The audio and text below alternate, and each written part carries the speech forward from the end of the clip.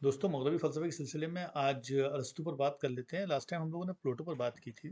प्लेटो की form and idea की theory पर और उनका जो यूनिवर्सल ट्रुथ का कॉन्सेप्ट था और किस तरह से वो क्रिश्चियनाइज़्ड हुई उनकी थ्योरी, उस पर हमने बात कर ली थी। आज हम अरस्तू पर बात कर लेते हैं। अरस्तू पर बल्कि बात करने से पहले थोड़ा-सा पिछला रिवाइज़ कर लें, जल्दी-जल्दी। कंपोज़ हो जाएँगे कुछ।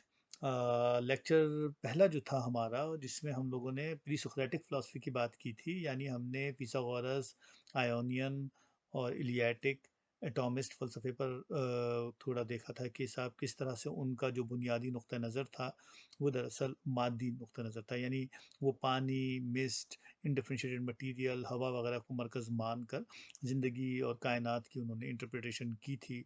और उसमें कई एक बड़े फ़िलॉसफ़र्स के नाम आए थे, यानी एम्फिडोसील थे और हेराक्लिटस थे, डेमोक्रिटस थे, पाइरामिडस थे, फिथागोरस थे, एनेक्सिमेन थे और थेल्स ऑफ मिलेटस थे, एनेक्सिमेंडर थे। उन लोगों का तज़किरा आया था। अच्छा, फिर इस दौरान जो फिथागोरस वाली बात थी, वो ये थी कि फिथागोरस ने एब्स्ट्रैक्ट थिंकिंग की बात ज़रूर की थी, क्योंकि उन्होंने मैथमेटिक्स के जो भी उसूल थे, उन्हें मरकज़ बनाया था और उन्होंने और चूँकि उनका ज़हन रिलीजियस था, तो ये 2 चीज़ें जो हैं, वो मेटाफ़िज़िकल और एब्स्ट्रैक्ट थिंकिंग आपस में मर्ज हुई थी और यूँ एक नई शक्ल नज़र आई थी। अच्छा, उसी दौरान फिर हमने सोफ़िस्टिक फ़िलॉसफ़ी की बात की थी कि सोफ़िस्टिक फ़िलॉसफ़र्स जो थे, वो थे जिन्होंने इन तमाम फ़िलॉसफ़ी को रिफ्यूज़ किया था। उसमें हमें फिर गॉर्जियस की नथिंग एक्जिस्ट या निहिलिस्टिक स्केप्टिसिज्म का कॉन्सेप्ट हम लोगों ने देख लिया था और इसी तरह से प्रोटोगोरास की जो man is the measure of everything यानी रिलेटिविज़्म की बात की थी। फिर ये भी कि साहब इन फ़िलॉसफ़ीज़ की वज़ह से वो चैलेंज डेवलप हुआ था जो बाद में सोक्रेटिक दौर के फ़िलॉसफ़र्स को यानी खुद सुकरात, अरस्तू और प्लेटो को ने फ़ेस किया। सुकरात ने जो एक मेथड ऑफ डायलैक्टिक डायलॉग का जो तरीक़ा था, वो दिया और प्लेटो ने उस पूरे मेथड को एक फाउंडेशन दे दी। उन्होंने एक आइडिया और फॉर्म की थ्योरी दी और उन्होंने डिस्कस किया कि साहब आइडिया जो है, वो एक एब्सोल्यूट रियलिटी है, जबकि फॉर्म जो है या अपीयरेंस जो है, वो एक रिलेटिव रियलिटी है। तो उन्होंने आइडिया को यूनिवर्सल कर दिया और फॉर्म को पर्टिकुलर कर दिया। इस तरह से उन्होंने आइडिया या रियलिटी की जो सुप्रीम डिग्री थी, उसको उन्होंने इंक्वायरी और नॉलेज से मिला लिया और फिर ये बताया कि वहाँ तक पहुँचने के लिए जो सफ़र, जो रास्ता चाहिए, वो रैशनैलिटी का है। वही एक रास्ता है जिससे और उससे नतीजा क्या निकला? उसका नतीजा ये निकला कि चूँकि उन्होंने फॉर्म और आइडिया को सेपरेट रखा, तो क्रिश्चियनिटी को रास्ता मिल गया। इसलिए कि क्रिश्चियनिटी के पास भी बॉडी और रूह जो है, उसका कॉन्सेप्ट अलग है। तो यूँ ये सारा कॉन्सेप्ट जो है 200 साल के बाद जब रोमन एम्पायर क्रिश्चियनाइज़ हुई यानी वो ऑफ़िशियली क्रिश्चियनाइज़ हो गई, तो प्लेटो की फ़िलॉसफ़ी जो है वो क्रिश्चियनिटी में शामिल होती चली गई और यूँ क्रिश्चियनिटी को एक फ़िलॉसफ़िकल अंदाज़ मिल गया सोचने का और या उसको इंटरप्रेट करने का और क्रिश्चियनिटी के फलने-फूलने में बकौल कैसे जो उसके अंदर जो लॉजिक आई, वो प्लेटो की वज़ह से आती चली गई। तो ये मौज़ू इस तरह आगे बढ़ गया। अच्छा, फिर ये भी हुआ कि इनकी सारी फ़िलॉसफ़ी को बाद में उनके शागिर्द अरिस्टोटल ने यानी जिसका आज हम डिस्कशन करने वाले हैं, ने चैलेंज किया। और जब चैलेंज किया तो एक बात याद आ गई मुझे कि उनके साथ के किसी साहब ने उनसे कहा कि यार तुमने स तो वो तो तुम्हारे उस्ताद हैं प्लेटो, तुमने सारा इल्म उनसे हासिल किया और तुमने उन्हें चैलेंज किया। तो अरस्तू ने एक बड़ी अहम बात की। उसने कहा कि Plato is dear but the truth is dearer. ये एक इंटेलेक्चुअल ऑनेस्टी की बात थी कि इंटेलेक्ट में किसी किस्म का कोई फ़ेवरिज़्म या कोई बायस नहीं चलता। तो ये एक बड़ी अहम बात। अच्छा, एक और बात जो प्लेटो जो अरस्तू से मंसूब है वो ये भी कि वो एक जगह कहते हैं कि knowing yourself is the beginning of wisdom. यानी खुद को जानना दानिशमंदी का सबसे पहला कदम है। Self exploration is the most important thing. अच्छा, ये फ़िलॉसफ़ी हम कहते हैं अरस्तू से मंसूब है, लेकिन इसको कहीं-कहीं हम सुकरात से भी मंसूब करते हैं और मज़ेदार बात है कि हिंदुस्तान और चाइना की जो फ़िलॉसफ़ी है, वहाँ पर भी हमको यानी बुद्धाइज़्म के अंदर, हिंदुइज़्म के अंदर भी हमें खुद आगाही पर यानी सेल्फ एक्सप्लोरेशन पर जो है सबसे ज़्यादा हमें फ़ोकस मिलता है। ये मतलब ये चीज़ नज़र आती है वहाँ पर भी। बिल्कुल ऐसे ही हम हमें अरस्तू के पास से एक और बात नज़र आती है कि वो हैप्पीनेस के हवाले से क्या कहते हैं। वो कहते हैं कि खुशियों का दारोमदार जो है वो हम खुद हैं, यानी हैप्पीनेस डिपेंड्स अपॉन आवरसेल्फ। अब खुशियों से मुराद क्या है? अरस्तू के पास खुशियों से मुराद वो नहीं है जो कोई सेंसुअल या सेंसेस से आने वाली हैप्पीनेस है, या कोई उससे आने वाला प्लेजर सेंस है, नहीं, उससे मुराद उनकी एक ग्रीक टर्मिनोलॉजी है, यूडेमोनिया। यूडेमेनिया है। यूडेमोनिया के क्या मायने हैं वो एक अलग शक्ल है, जिसको हम देख लेंगे कि अरस्तू यूडेमोनिया तक पहुंचने का क्या रास्ता बताते हैं। बिल्कुल ऐसी वो एक जगह ये भी कहते हैं कि यानी अरस्तू के नज़दीक वो कहते हैं कि मेरे लिए वो आदमी ज़्यादा ताकतवर है या ज़्यादा बहादुर है जो अपनी ख्वाहिशों पर काबू पाए, ना कि अपने दुश्मनों पर। ये भी अरस्तू से मंसूब एक जुमला है। मुझे कई जुमले बड़े अच्छे लगते हैं अरस्तू से जो मंसूब हैं। बर्ट्रांड रसल ने अपनी किताब जो हिस्ट्री ऑफ फिलॉसफी लिखी थी, उसमें एक बड़ा काम का जुमला लिखा है, बड़ा यादगार जुमला, कि अरस्तू जो हैं वो ग्रीक फिलॉसफी में मकाम रखते हैं जो अगले 2000 साल तक, यानी एक इतनी बड़ी उनकी शक्ल थी कि अगले 2000 साल तक उनके हजम का फिलोसफर पैदा नहीं हुआ। यानी उनका जो फ़लसफ़ा था या उनकी जो शक्ल थी, वो बस जैसे चर्च की तरह जो है वो मुस्तहकम हो गई थी कि उस पर आगे फ़लसफ़े में भी और साइंस में भी कोई सवाल नहीं उठ सका।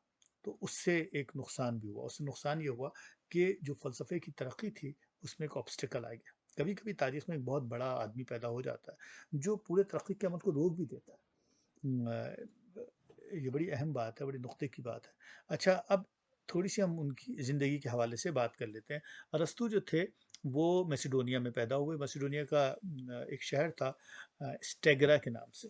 वहाँ 384 बीसी में, 384 before the birth of Christ में पैदा हुए। अच्छा, इनके वालिद जो थे वो फ़िज़िशियन थे और रॉयल फ़िज़िशियन थे। मतलब ये कि वो सिकंदर आज़म के जो वालिद थे, यानी किंग फ़िलिप जो थे, उनके किंग फ़िलिप के फ़िज़िशियन थे।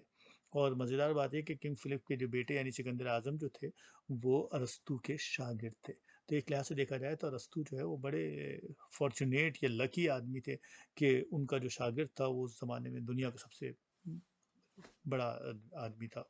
सबसे बड़ा ताकतवर आदमी मैं कहूँगा वो था। अच्छा, मज़ेदार बात ये है कि अरस्तू ने भी शुरू में मेडिसिन की ही तालीम हासिल की, जैसे कि एक फैमिली में होता है, क्योंकि इनके वालिद फिज़िशियन थे और वो फिज़िशियन बन भी गए थे। मगर फिर ये हुआ कि वो प्लेटो की शागिर्दी में आ गए और यूँ अगर वो चाहते तो अपने बाप की तरह कम्फ़र्ट लाइफ़ गुज़ार सकते थे। मगर चूँकि उनका माइंड फ़िलॉसफ़िकल था, वो सैटिस्फ़ाई नहीं हुआ मेडिसिन की दुनिया में, तो उन्होंने फिर रियल विज़डम की बकौल किसी सर्च में प्लूटो की एकेडमी को ज्वाइन कर लिया। प्लूटो का जो इंस्टीट्यूशन था एकेडमी, वहाँ के वो बड़े पॉपुलर, बड़े फेमस तालिब इल्म थे। यानी उनकी इंटेलिजेंस से खुद प्लूटो भी बहुत मुतासिर था। अब ये अलग बात कि इसी तालिब इल्म ने बाद में जो है अपने ही उस्ताद की आइडियोलॉजीज़ को चैलेंज किया। और फिर वही बात कि उसने ये भी कहा कि साहब, Plato is dear but the truth is dearer.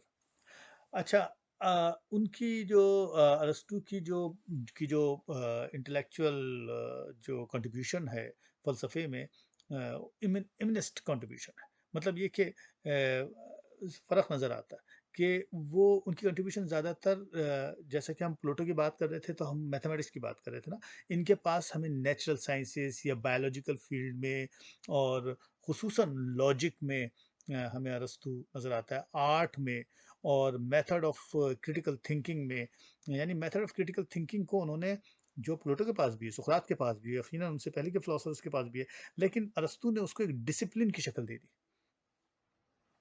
उन्होंने एथिक्स पर खासा लिखा। उनकी किताब थी निकोमैकियन एथिक, यानी वर्चूस एथिक। वो वो इतनी एक्सटेंसिव और इतनी बड़ी किताब है कि आज भी, यानी इस जनरेशन में भी उसके रेफरेंसेस कोट किए जाते हैं। अच्छा, अरस्तू ने एस्थेटिक्स पर बहुत लिखा। अरस्तू ने आइडिया ऑफ ट्रेजेडी दिया। उन्होंने कहा कि जो भी ये जो होते हैं आर्ट होते हैं, उसका अल्टीमेट एम जो है वो कैथारसिस है। और इस तरह से वो फिर आगे जाकर वो एक आइडिया ऑफ, जैसे कि मैंने कहा ना, यूडोमेनिया दिया उन्होंने। यूडोमेनिया का जो आइडिया है वो भी बड़ा इंपॉर्टेंट आइडिया है। तो हम जब अरस्तू की जब थ्योरी से बात करेंगे तो हम देखेंगे कि ये यूडोमेनिया का आइडिया कहाँ से आ रहा है। अच्छा, जिस तरह से प्लूटो ने एकेडमी बनाई थी और उन्होंने मैथमेटिक्स को फोकस किया था, बल्कि उन्होंने ये भी कि साहब एकेडमी में वही एंटर हो सकता है जिसको मैथमेटिक्स आती हो, यानी जिसको एब्स्ट्रैक्ट थिंकिंग आ सकती हो, क्योंकि बिना एब्स्ट्रैक्ट थिंकिंग के, जो कि किस तरह से मैथमेटिकल थिंकिंग है, आप फिलॉसफी को समझ नहीं सकते या दिमाग फिलोसफिकल नहीं हो सकता। बिल्कुल ऐसे ही इन्होंने लाइसियम बनाया था। इनका जो इंस्टीट्यूशन था, जो इनका इदारा था, उसका नाम लाइसियम था।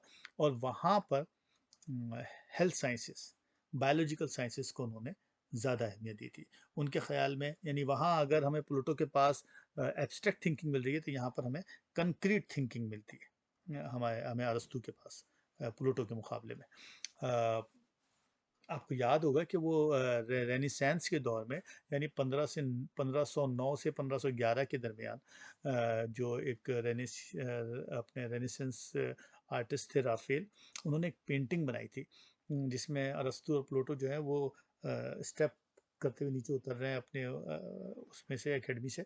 और वहाँ पर जो प्लूटो है वो अपनी उंगली का इशारा आसमानों की तरफ दिखा रहे हैं, यानी एब्स्ट्रैक्टिकल थिंकिंग की तरफ, यानी एटर्नल थिंकिंग की तरफ, कि रियलिटी वहाँ है।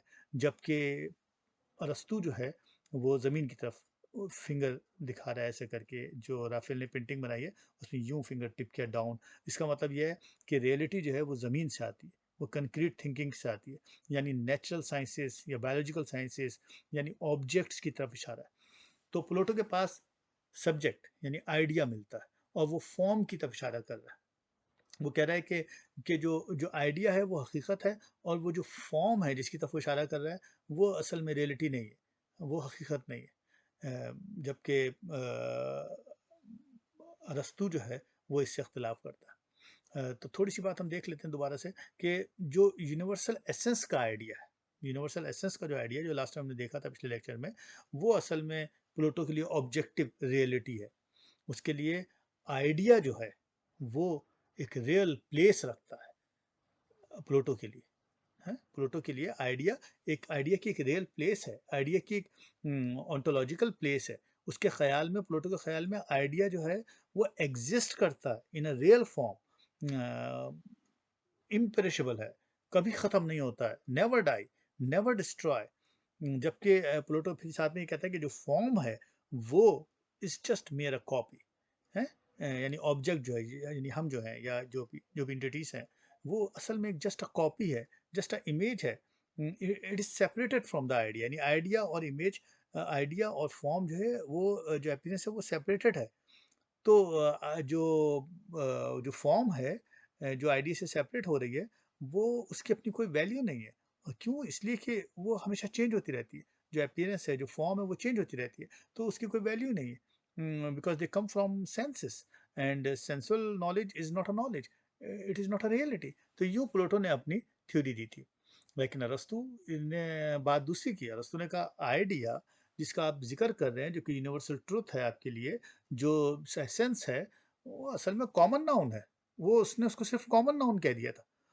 उसने उसने कहा कि जैसे मैन है, तो प्लेटो ने कहा कि मैन जो है वो एसेंस है इंसानों का। मगर अरस्तू ने क्या कहा, उनके अपने शागिर्द यानी अरिस्टोटल ने कहा कि man is just a name of the species, that's it.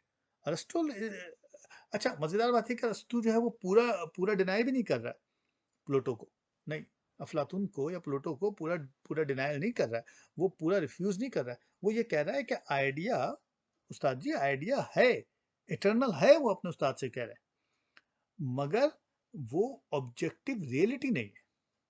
They are not objective reality, वो कोई ऑब्जेक्टिव एग्जिस्टेंस नहीं रखता। तो अरस्तू जो है वो प्लेटो की जो आइडियोलॉजी और फॉर्म की जो थ्योरी है उसके खिलाफ आर्गूमेंट्स देता है। और इस सिलसिले में उसका एक बहुत ही पॉपुलर आर्गूमेंट था अरस्तू का, जिसको हम थर्ड मैन आर्गूमेंट कहते हैं, बहुत ही फेमस है। मतलब वो कहता है कि, देखिए अब आर्गूमेंट सुनिए वो क्या कह रहा है अरस्तू प्लेटो की फॉर्म एंड आइडिया की थ्योरी के खिलाफ।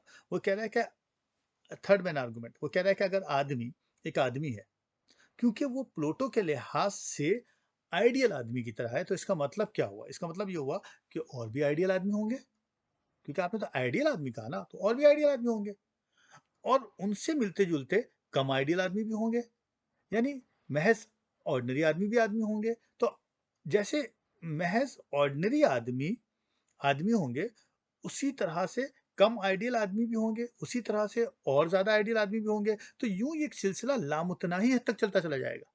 तो अब सवाल ये पैदा होता है, अरस्तू कहता है कि प्लूटो का जो दिया गया आइडियल आदमी है, उसकी ऑब्जेक्टिव रियलिटी कहाँ से दस्तयाब होगी? उसकी ऑब्जेक्टिव रियलिटी क्या है? क्योंकि वो तो आइडियल आदमी है। आइडियल के बाद की अगली डिग्री है, उसके बाद की अगली डिग्री है। तो इस तरह से ये जो उससे जो फ़ॉर्म डेवलप हो रही है, वो सब्जेक्टिव रियलिटी है। यानी खुद एक तो आइडिया एक सब्जेक्टिव रियलिटी है और फिर वो खुद भी कह रहे हैं कि जो फ़ॉर्म है वो भी सब्जेक्टिव रियलिटी है। तो आइडिया जब जब अ अपनी असली शक्ल में नहीं रहेगा, तो फ़ॉर्म का कॉन्सेप्ट जो है, जो कॉपी का कॉन्सेप्ट है, वो ख़त्म हो जाएगा ऑटोमैटिक, खुद ब खुद ख़त्म हो जाएगा। इस तरह से हमेशा एक थर्ड मैन इन दोनों आदमियों के दरमियान मौजूद ही रहेगा, हमेशा आता रहेगा। तो इस तरह से वो कहता है कि आइडियल जो आदमी की जो सब्जेक्टिव शक्ल है, वो ख़त्म हो जाती है। और आइडियल आदमी की सब्जेक्टिव शक्ल खत्म होने का मतलब ये है कि फर्स्ट टू मैन की रियलिटी खत्म हो जाती है। और फिर ये बात यहाँ भी नहीं रुकती है, अरस्तू आगे बढ़ जाता है। फिर अरस्तू पूछता है कि क्या आइडियल मैन जो है वो आइडियल एनिमल भी है? क्योंकि अरस्तू के नज़दीक तो मैन जो है वो एक रैशनल एनिमल है। और रैशनल एनिमल है तो इसका मतलब ये है कि वो बैक वक़्त रैशनल भी है और एनिमल भी है।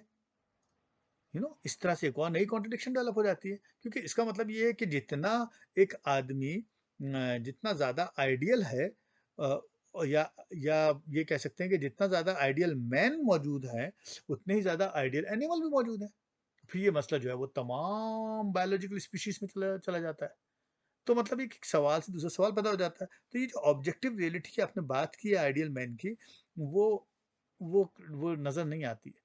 वो आगे जाकर एक और सवाल उठा लेता है। वो कहता है कि साहब ये जो एक आपने एक आइडियल जो लफ्ज़ है या आइडियल जो दुनिया है आपकी, जो एक परफेक्ट जो एक इम्पेरिशेबल वर्ल्ड है, क्या उसको हम इल्ज़ाम दें या उसको हम क्रेडिट दें कि उसने एक इम्परफेक्ट फॉर्म को, इम्परफेक्ट पेरिशेबल, डाइंग और ऐसी अपीयरेंस को, ऐसे ऑब्जेक्ट को डेवलप किया है? क्या हम इसका इल्ज़ाम इसको दें या इसका क्रेडिट इसको दें? तो इस तरह से ये बात आगे चली जाती है। यूँ अरस्तू जो है वो सब्जेक्ट या ऑब्जेक्ट या आइडिया या फॉर्म के फ़र्क को वो बिल्कुल फ़िज़िकल और मेटाफ़िज़िकल क्वालिटीज़ के लिहाज़ से डिस्टिंग्विश करता है। वो प्लेटो की यूनिवर्सल आइडियलिज्म की थ्योरी को रिफ्यूज़ करके एक और एक और यूनिक फॉर्म की थ्योरी देता है, जिसको फॉर्म और मैटर की थ्योरी कहता है। अब अरस्तू जो है डिस्कस करता है ऑब्जेक्टिव रियलिटी ऑफ जो सब्सटेंस है उसको थ्रू द मेजरमेंट्स। वो कहता है कि ये जो आप मैटर है उसको आप मेजर कर सकते हैं, उसको आप क्वालिटी के लिहाज से, क्वांटिटी के लिहाज से उसको आप इन्वेस्टिगेट कर सकते हैं, उसको आप कॉजेस के लिहाज से कर सकते हैं, उसको आप रिलेशंस के लिहाज से कर सकते हैं। ये एक ऑब्जेक्टिव रियलिटी है। ये जिसको आप खाली फॉर्म और अपीयरेंस कह रहे थे, असल में वही रियलिटी है, regardless of relation with time and space. असल रियलिटी असल में वो अपीयरेंस ऑफ फॉर्म है, वो ऑब्जेक्ट है, आइडिया नहीं है। आइडिया होगी, इटर्नल रियलिटी होगी, लेकिन असल फंडामेंटल रियलिटी ये मैटर है, ये पर्टिकुलर है, एब्सोल्यूट जिसको आपने अलग कर दिया था। फिर उसने कहा कि ये जो एब्सोल्यूट है ना और ये जो पर्टिकुलर है ये अलग नहीं है। वो कहता है अरिस्टोटल कि ये दोनों एक ही है। असल में ये जो एटर्नल चीज़ है ये एम्बेडेड है इसके अंदर ही, इसी के अंदर मौजूद है। तो इस तरह से वो प्लेटो की थ्योरी को मैं कहूँगा पार्शली पार्टली रिजेक्ट करता है ना, उसके एब्सोल्यूटिज्म को। वो ये कहता है कि आइडिया एब्सोल्यूट है, यानी आइडिया जो है वो इटर्नल है मगर एब्सोल्यूट नहीं। क्योंकि अगर आइडिया जो है वो अ, एक सब्सटेंस रियलिटी है, तो वो खुद भी नहीं रह सकता अगर उसकी कॉपी या उसका ऑब्जेक्ट नहीं। ये दोनों एक दूसरे के लिए ज़रूरी है। यानी अगर आइडिया असल सब्सटेंस है, तो भला कैसे वो सब्सटेंस या वो एसेंस अपने ऑब्जेक्ट से अलहदा रह सकता है? कहते हैं मुमकिन नहीं। अरस्तू के ख्याल में जर्नल या यूनिवर्सल किसी भी तौर पर जो पर्टिकुलर है या ऑब्जेक्ट है, उससे अलहदा नहीं हो सकता। ये दोनों आपस में कोएग्जिस्ट करते हैं, उसके कहने का मतलब ये है। वो कह रहा है कि आइडिया जो है वो या एसेंस जो है वो ऑब्जेक्ट के अंदर ही मौजूद है। ये फिनोमिनल वर्ल्ड के अंदर ही मौजूद है। ये बाहर कहीं एग्जिस्ट नहीं करता। उन्होंने कहा यही असल में रियलिटी है। तो कैटेगोरिकली वो ये असर्ट करता है कि ये जो इमेज है ना ये कॉपी नहीं है। असल में फॉर्म और मैटर कोएग्जिस्ट करते हैं। आइडिया जो है वो इनहेरेंट है या इमिनेंट है इन द फॉर्म, कि इस तरह से जुड़ा हुआ है आइडिया फॉर्म के अंदर इस तरह से है कि you can not separate it. और अगर तुम इसको सेपरेट करोगे तो ये दोनों एब्स्ट्रैक्शन बन जाएंगे, ये दोनों एब्स्ट्रैक्ट हो जाएंगे, ये दोनों ख्याल बन जाएंगे। तो मीन्स ये सिर्फ थॉट्स में चले जाएंगे आर्टिफिशियली, अगर आप उनको अलग भी कर लेते हैं तो आइडिया और ऑब्जेक्ट जो है वो एक इनडिवाइडेबल होल है, पूरा का पूरा एक होल स्ट्रक्चर है। तो अरस्तु के लिहाज से मैटर को आप आइडिया से अलग नहीं कर सकते। अगर आप इसको अलग करेंगे तो वो एब्स्ट्रैक्ट बन जाएगा। और जहाँ तक सेंसेस की वर्ल्ड का ताल्लुक है उसके लिहाज से अरस्तु फिर एक नई बात लेकर आता है। वो कहता है आइडिया और मैटर के साथ साथ एक और चीज़ है जिसको हम मूवमेंट कहते हैं। मूवमेंट के बगैर मैटर नामुमकिन है। हर एक मैटर या सब्सटेंस जो है उसमें मूवमेंट ज़रूरी है। तो अब तीन चीज़ें हो गई, एक तो आइडिया, एक मैटर और एक मूवमेंट। ये तीनों आपस में जुड़े हुए हैं, ये तीनों एक दूसरे के लिए ज़रूरी है। इस तरह से अरस्तू की फ़िलॉसफ़ी में एक बात नई नज़र आती है। यानी वो अगर आप गौर से देखें कि जो अभी हमने शुरू में डिस्कस किया था कि एपिक्यूरस और डेमोक्रिटस की जो थ्योरी थी, वो टोटल एटॉमिक थ्योरी थी ना। वो तो ये कह रहे थे कि साहब मटीरियल जो है उसका ओरिजिन जो है वो वो टोटली मटीरियल है। जबकि अब हम प्लूटो की जब बात कर रहे थे लास्ट वाले लेक्चर में, तो प्लूटो जो था वो यूनिवर्सलिस्ट बना हुआ था। वो कह रहा था कि जो मटेरियल है वो सारा का सारा जो है वो कॉपीज़ है और वो ऑब्जेक्टिव है, और असल रियलिटी जो है वो असल में आइडिया है। हमारे जो अरस्तू हैं वो दरमियान की बात कर रहे हैं। वो एक वो एक तरह से वो एक कंप्रोमाइज़र है in between two, materialistic theory and between Pluto की जो यूनिवर्सल थ्योरी है, उन दोनों के दरमियान में आए वो कह रहे हैं कि आइडिया ज़रूर इटर्नल है मगर वो एटम के अंदर ही है, वो उसके अंदर ही इम्बीडेड है, वो उसके अंदर ही इनहेरिटेड है। ये दोनों एक ही है। इस लिहाज से उसने एक मटेरियल को एक यूनिक कॉन्सेप्ट दिया। यानी उसने हवा, गैस, पानी, अर्थ की जो क्वालिटीज़ हैं, जो उनका एसेंस है, कहा कि यही असल में उनका आइडिया है, असल में यही उनका कॉन्सेप्ट है। तो इस तरह से उसने इन दोनों को मिला दिया। Denied the pure concept of जो ट्रांसडेंटल आइडिया था प्लूटो का, उसको डिनाई किया उसने। तो दूसरी तरफ उसने ये भी डिनाई किया कि साहब ये जो एटॉमिक फॉर्म है डेमोक्रेटिक की और एवरीथिंग इज मटेरियल, नो। उसने कहा कंप्रोमाइज, यू शुड अंडरस्टैंड कि दोनों असल में आपस में मिलते हैं। तो इस तरह से उसने फॉर्म और मैटर को कहा कि दोनों रियल हैं और दोनों में एक एवोल्यूशनरी चेंज आ रहा है। अब देखिए नेक्स्ट स्टेप पे गया हुआ, जो मूवमेंट वाली बात है वो क्या है, मूवमेंट का मतलब क्या, मूवमेंट का मतलब है कि रेवोल्यूशनरी, सॉरी एवोल्यूशनरी चेंज आ रहा है। क्योंकि क्योंकि हर चीज़ बदल रही है। फॉर एग्जांपल वो कहता है अरस्तु कि सीड है, अब सीड में एक एवोल्यूशनरी चेंज आता है, वो ट्री बन जाता है। ठीक है? और क्यों बनता है, यहाँ वो कहता है कि असल में ये जो मूवमेंट हुई है, ये जो चेंज आया है, ये जो एवोल्यूशनरी चेंज आया है, ये जो इर्तिकाई तब्दीली आई है किसके अंदर, बीच में, जिसकी वजह से वो दरख्त बना है, वो असल में किसी पर्पस, किसी फंक्शन की वजह से। अब यहाँ पर अरस्तु इस सारी फिलॉसफी को टेलियोलॉजिकली रीजन के साथ देता है, यू नो। तो अब अरस्तु जो है इसके बाद एक नई चीज़ ऐड करता है अपनी फिलॉसफी में, यू नो। अब यहाँ पर वो एक नए तरीके से आगे बढ़ता है। यानी उसने मैटर को, आइडिया को और मूवमेंट को आपस में मिलाया और फिर कहा कि इसके पीछे एक कॉजेशन, एक रीज़न है। यहाँ पर उसकी थ्योरी ऑफ कॉजेशन आती है, जिसको पोटेंशियलिटी और एक्चुअलिटी के ज़रिए से समझाने की कोशिश करता है। वो कहता है कि जब कभी भी फॉर्म जो है वो बदलता है तो जो ऑब्जेक्ट है वो इवॉल्व होता है, ये दोनों साथ साथ है, ये दोनों एक दूसरे के अंदर है। जैसे कि बीज है तो बीज से दरख्त बनता है, लेकिन अगर हम देखें तो ये तो नेचुरली हुआ, लेकिन आर्टिफिशियली उसी दरख्त से मेज़ और कुर्सियाँ भी बन रही हैं।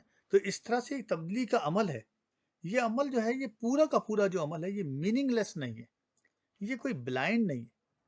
यहाँ पर अरस्तू एक, आप देखिए कितना एक अजीम उस दौर के लिहाज से और उस फिलॉसफी की तब्दीली के लिहाज से देखिए कि उसने पूरी अपनी पिछली दौर की फिलॉसफी जो थी उसको चैलेंज किया और एक नया रास्ता निकाला। इसने एक बिल्कुल नया कॉन्सेप्ट दिया अपने अपने वक्त के लिहाज से।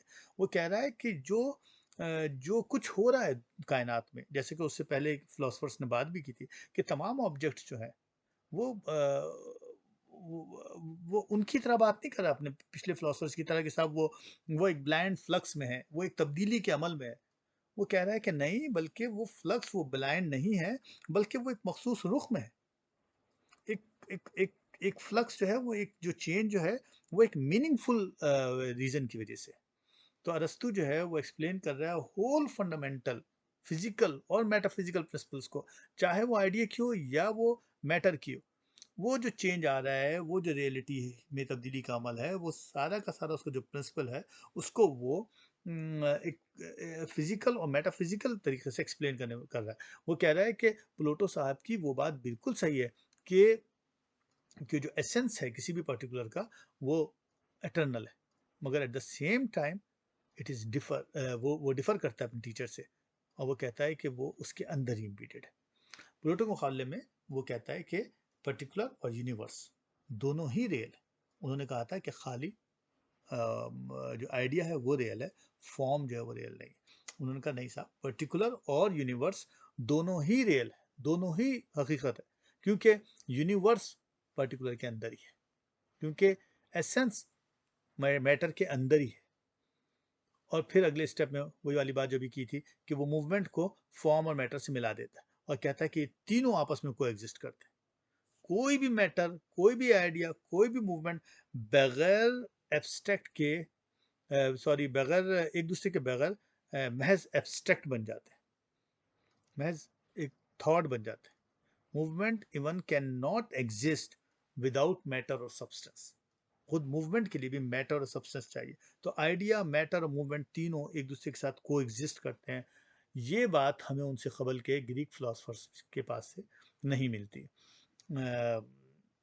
ये फ़िलासफ़ी हमें, अच्छा मज़ेदार बात है कि जहाँ तक मूवमेंट वाली फ़िलासफ़ी की बात है, वो हमें हिंदुस्तानी और चाइनीज़ फ़िलासफ़ी में हमें नज़र आती है, जैसे कि बुद्धाइज़्म में नज़र आती है, या में न्याया और सेमेका और वेदांता में नज़र आती है कि वो कहते हैं, ये सारी फ़िलासफ़ी के साथ में ये बात मौजूद है कि कायनात की हर शय मोमेंटरी है।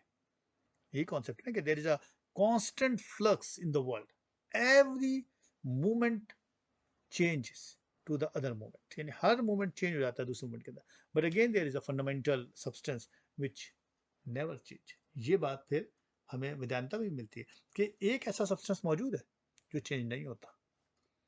अब देखिए कि अरस्तु जो है उस नेवर चेंजिंग सब्सटेंस को किस तरह से एक्सप्लेन करते हैं। अरस्तु यहाँ पे एक टेलियोलॉजिकल कॉन्सेप्ट देते हैं। वो कहते हैं कि जैसे कभी बात हुई कि हर शय का एक रीज़न है, हर मटेरियल का, हर मैटर का एक रीज़न है, इसी वजह से वो चेंज हो रहा है। तो उस चेंज के पीछे एक पर्पस है। और यूं उन्होंने भी एक वैसी हायरार्की डेवलप की जैसे प्लूटो ने डेवलप की थी, मगर उनके पास जो हायरार्की थी वो एक एब्स्ट्रैक्ट थिंकिंग में थी। यहाँ पर वो कंक्रीट थिंकिंग में देते हैं। कौन? अरस्तु। अरस्तु कहते हैं कि ये दोनों तब्दीलियां जो हो रही हैं, ये जो दोनों मूवमेंट हो रही है, ये जो मूवमेंट का अमल है, ये जो एक मोमेंट्री जो एक पूरा इफेक्ट नज़र आता है, ये आइडिया में भी है और फॉर्म में भी है, और दोनों में बैक वक्त। बड़ा साइंटिफिक आइडिया है ये। और फिर इसकी जो हायरार्की डेवलप की, उसके अंदर उन्होंने भी इथिक्स को शामिल किया। किस तरह से शामिल किया? अब वो इसको फिलोसफिकली इंट्रोड्यूस करते हैं। वो कहते हैं कि किसी भी ऑब्जेक्ट का हाई पर्पस क्या है, वो हाई गोल ऑफ लाइफ क्या है। अब अरस्तु उसको जानने के लिए पोटेंशियलिटी और एक्चुअलिटी का कॉन्सेप्ट देते हैं। यानी एक बीज है, एक सीड है, उसमें पोटेंशियलिटी मौजूद है कि वो अल्टीमेटली एक ट्री के अंदर बदल जाता है। यानी ट्री क्या है, जो दरख्त है वो उसकी एक्चुअलिटी। तो एक पोटेंशियलिटी से एक एक्चुअलिटी का सफ़र है। तो कोई भी मटेरियल जो है, कोई भी मटेरियल जो है पूरे कायनात में जो है, जितने भी मटेरियल हैं, वो एक्चुअल होने का पोटेंशियल रखते हैं। उनमें एक बिकमिंग का प्रोसेस चल रहा है, बिकमिंग का है। जैसे बीज से दरख्त, दरख्त से मेज, मेज से कुर्सी, ये पूरे कायनात के जर्रे जर्रे में है। ज़मीन है, समंदर है, हवा, आसमान, कायनात, तमाम सैयारे, जो जो शय हमारे इर्द गिर्द है, यानी माइक्रोस्कोप से जो चीज़ें नज़र आ रही हैं या जो नज़र नहीं आ रही है, यानी जो कुछ भी है हमारे इर्द गिर्द, वो तमाम अशिया, यानी बीइंग भी और नॉन बीइंग भी, हर शय अरस्तू के नज़दीक बिकमिंग के प्रोसेस से गुजर रही है, और यूँ अरस्तू अपनी थ्योरी ऑफ कॉजेशन से उसे एक्सप्लेन करता है, क्योंकि उसके नज़दीक जो मैटर है वो कभी ख़त्म नहीं होता। अरस्तू कहता है मैटर अपनी शक्ल बदलता रहता है, वो अपने अपने एसेंस के लिहाज से एक पर्टिकुलर डायरेक्शन में या डिफरेंट डायरेक्शन में क्रॉस होकर अपनी शक्ल बदलता है, और बिल्कुल वैसी यानी पोटेंशियलिटी से एक्चुअलिटी में बदलता रहता है, चेंज होता रहता है। ये अरस्तू का एक कॉन्सेप्ट है। वो कहता है कि फिर अल्टीमेटली एक वक्त ऐसा आता है कि जो मटेरियल है, जो मैटर है, वो अपनी एक्चुअलिटी की हाइट पर पहुंच जाता है, यानी अपनी उसको पूरी पोटेंशियलिटी की वजह से, जो मूवमेंट की वजह से वो पूरी एक्चुअलिटी मिल जाती है। यही वो लम्हा होता है जब वो मटेरियल जो है वो एक प्योर फॉर्म में चेंज हो जाता है। यहाँ पर अरस्तु उस प्योर फॉर्म को गॉड का कॉन्सेप्ट देते हैं। कहते हैं कि ये है गॉड का कॉन्सेप्ट, ये वो प्योर फॉर्म है, ये वो सुपर बीइंग, ये वो हाईएस्ट गुडनेस की फॉर्म है, जिसके अंदर पोटेंशियलिटी जो है वो कंप्लीटली इंटेलेक्चुअलिटी के अंदर टर्न हो गई है, चेंज हो गई।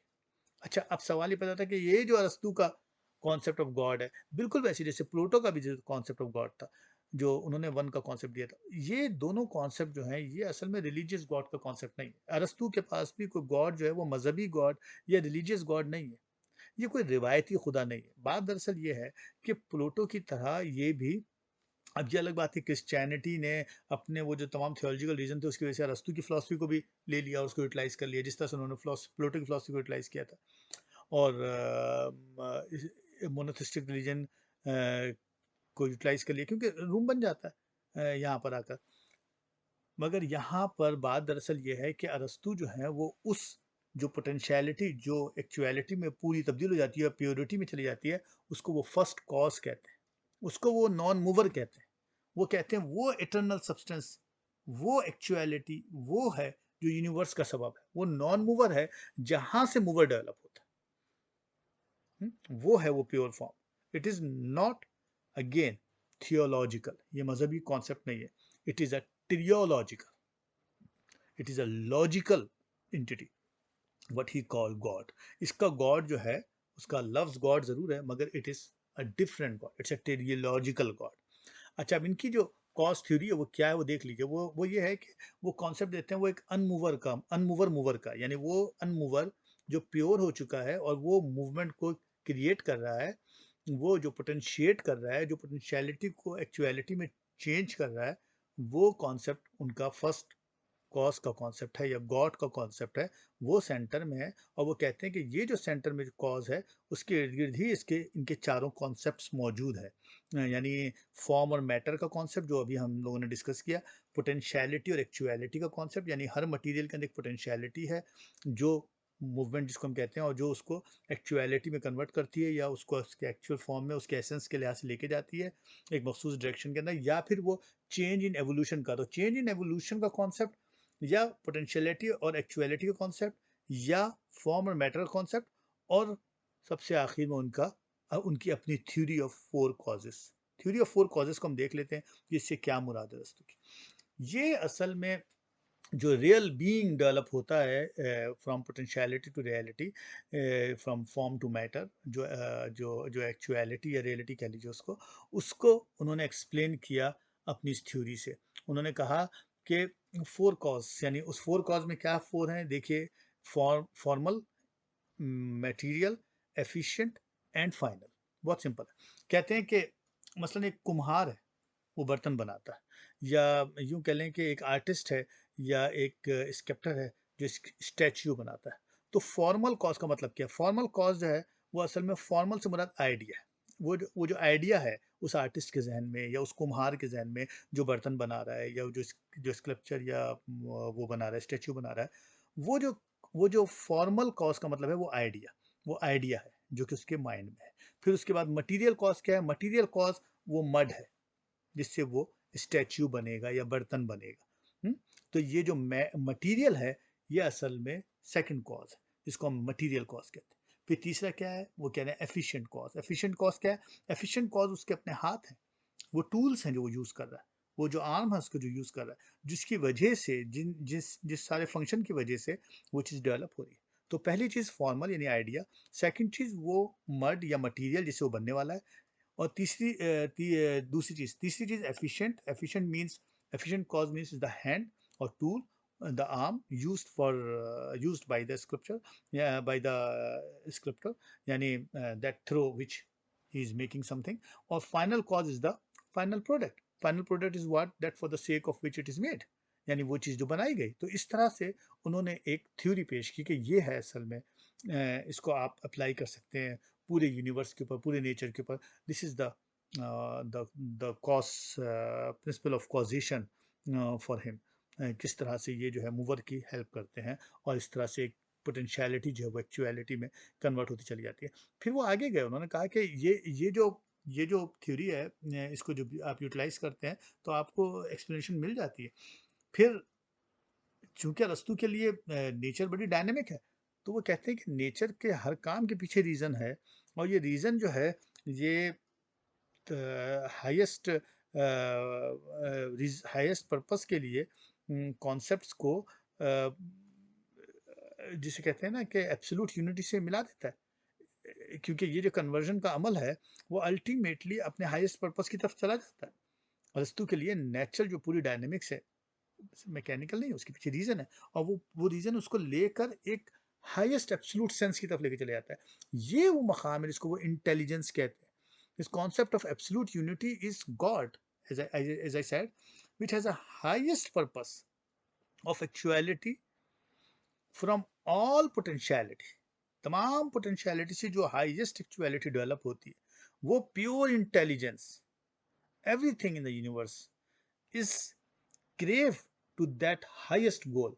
वो हाईएस्ट गोल जो है वो उसके लिए गॉड है। अब अरस्तु यहाँ पर जो है कहता है कि ये हाईएस्ट चीज़ क्या है, ये हाईएस्ट जो गोल है ये यूडोमेनिया। ये यूडोमेनिया कैसे हासिल होगा? यूडोमेनिया का मतलब क्या है? यूडोमेनिया का मतलब है एक sense of pleasure. Sense of pleasure ये वो नहीं है जो सेंसेस से मिलता है, जो शुरू में बात हुई थी। ये असल में फीलिंग ऑफ सेटिस्फैक्शन है, फीलिंग ऑफ इंटेलेक्चुअल सेंस की है, to know yourself, to know the universe. That's what it is, the eudaimonia. Eudaimonia is the feeling of highest pleasure, which is what we call God. अब अरस्तु जो है इसके साथ ही साथ, क्योंकि अब देखिए रियलिटी उसने सब्जेक्टिव रियलिटी मटेरियल को बनाई है, तो इसलिए उससे क्या हुआ कि इंसान को एक आला मुकाम दे देता है। वो कहता है कि मैन जो है एनिमल है, मगर मैन जो है वो तमाम एनिमल से इसलिए मुख्तलिफ है क्योंकि वो रेशनल एनिमल है। फिर यही रैशनैलिटी उसे फाइनल रियलिटी से मिलाती है, और वो हाईएस्ट या जिसे कहते हैं गुड यूडोमेनिया से मिल जाता है जाके। तो यूडोमेनिया या हैप्पीनेस उसी सूरत में मिलती है जब आप हाईएस्ट गॉड तक पहुंच जाते हैं। और हाईएस्ट गॉड गुड का मतलब अखलाकियात नहीं है, बल्कि इंटेलेक्चुअल सेटिस्फैक्शन है, यानी इसमें फिर वो वर्चूज शामिल कर देता है। इन दोनों बातों के फ़र्क के लिए वो जिस्म और रूह के फ़र्क की बात करता है। वो यहाँ पर रूह का एक कॉन्सेप्ट देता है, उसको ट्राइपार्टिएट कॉन्सेप्ट कहते हैं। वो रूह का ट्राइपार्टिएट कॉन्सेप्ट इंट्रोड्यूस करता है। वो कहता है कि जिस्म जो है वो महज इंस्ट्रूमेंट है, वो हाईएस्ट गुड की तरफ मूव करने के लिए या हाईएस्ट गुड के हुसूल के लिए। मगर जो सोल है, वो कहता है सोल जो है उसके फिर तीन हिस्से हैं। उसके तीन हिस्से क्या है? एक न्यूट्रिटिव पार्ट जो न्यूट्रिशन और ग्रोथ के लिए, एक एपिटेटिव पार्ट है जो रीजंस के लिए है, जो अटेंटिव के लिए है, और एक इंटेलेक्चुअल पार्ट है, वो इंटेलेक्चुअल पार्ट रेशनलिज्म के लिए। ये है वो कंक्रीट पार्ट, ये है वो रेशनलिस्ट पार्ट, ये है वो पार्ट जो यूडोमेनिया तक यानी हाई गुड तक लेके जाता है। हाई गुड यानी गॉड तक ले जाता है, यूडोमेनिया तक ले जाता है। तो अरस्तू के लिए वर्चूस या अखलाकियात जो है उसका ताल्लुक जो है वो हैबिट से, लेकिन असल चीज़ उसके लिए इंटेलेक्ट है। वो कहता है इंटेलेक्ट असल चीज़ है, और इंटेलेक्ट जो है वो उसके लिए उसको कहता है हेरिटरी होती है। वो आपकी जो शऊर की जो बुलंदी है, वो जो हाईएस्ट गुड है, वो जो यूडोमेनिया है, वो सिर्फ और सिर्फ रेशनलिज्म से होती है, और उस हाईएस्ट गुड के हासिल करने के लिए इंटेलेक्ट की ग्रोथ ज़रूरी है। तो इस तरह से अरस्तू जो है एक नया कॉन्सेप्ट आपको देता है, एक नई दुनिया पहुँचाता है। तो यूडोमेनिया के लिए he give that tripartite concept which is very unique. मेरा ख्याल है कि अरस्तू की फिलॉसफी को हम यहीं तक रखते हैं, और फिर अगले लेक्चर में आते हैं और फिर इस फिलॉसफी के लेक्चर को आगे बढ़ाते हैं। अपना ख्याल रखिएगा। हाँ, खुदा हाफिज़।